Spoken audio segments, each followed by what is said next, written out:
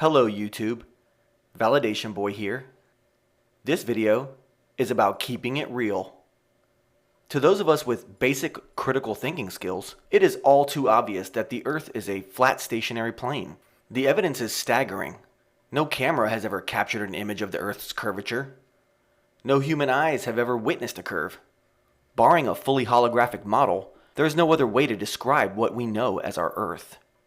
I could go on for 20 minutes listing multitudes of common sense proofs concerning our flat motionless habitat's true nature, but it's not necessary. You could call me a flat earth dogmatist in this way, but frankly, I couldn't give a like I said. I don't want to play this game by their rules. Fuck their entire criteria, okay? It is no longer necessary for us to engage in fruitless battles with ball worshippers, because by this point, the heliocentric globe model has officially been smashed into tiny pieces and pissed all over. Flat Earthers' victories over NASA fanboys in comment boards are so humiliatingly lopsided, it's just cruel. No matter how fun that can be for some of us, however, trust me when I tell you it gets old. Of course, it's a great way to keep yourself nimble for when those friendly face-to-face opportunities to bring flat earth truth to someone new arise, but other than that, hanging around the boards for too long is only going to bog you down.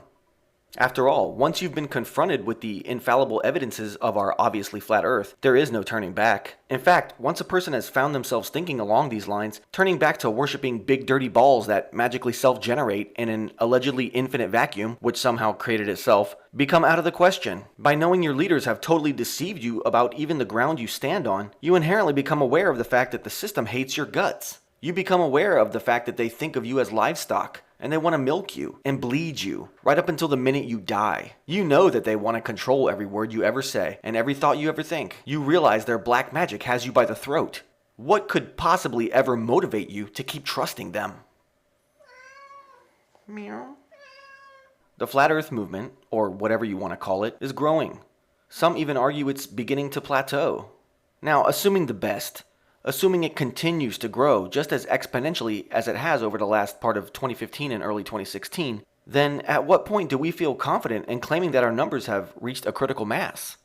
Those of us who ascribe to the belief that the Earth is flat will eventually attempt to manifest real change in the social order. We will be bound to formulate whatever new populist paradigm best represents this group. We will at first likely attempt to bring about change in a nonviolent way. Some speculate that this is the point where we are at right now. As time passes, again, assuming this thing keeps growing the way it has, the Flat Earthers will begin to organize sit-ins, start refusing to answer to our government in various ways, and if all goes well, our numbers will prove just as powerful as we would expect them to, on paper.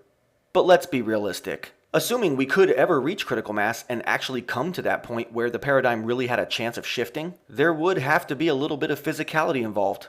The system would obviously be completely unwilling to submit. The control mongers who live the good life at our expense would never concede their positions of power.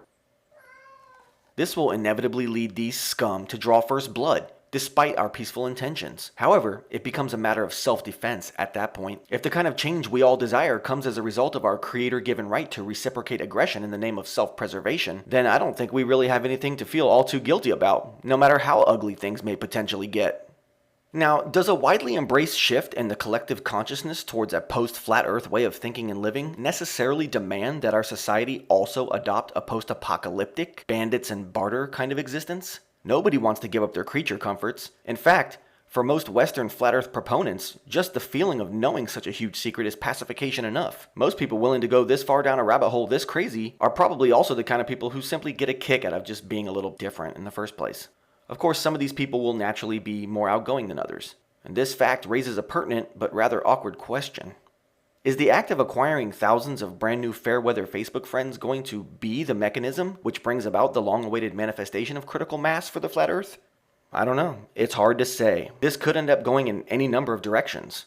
However, if the wide-asleep general population were to opt for simply maintaining the global status quo, we would eventually reach a point wherein any discussion, any acknowledgement of our flat earth would become thought crime, possibly even punishable by death. Of course, this is exactly what we continue to fight against.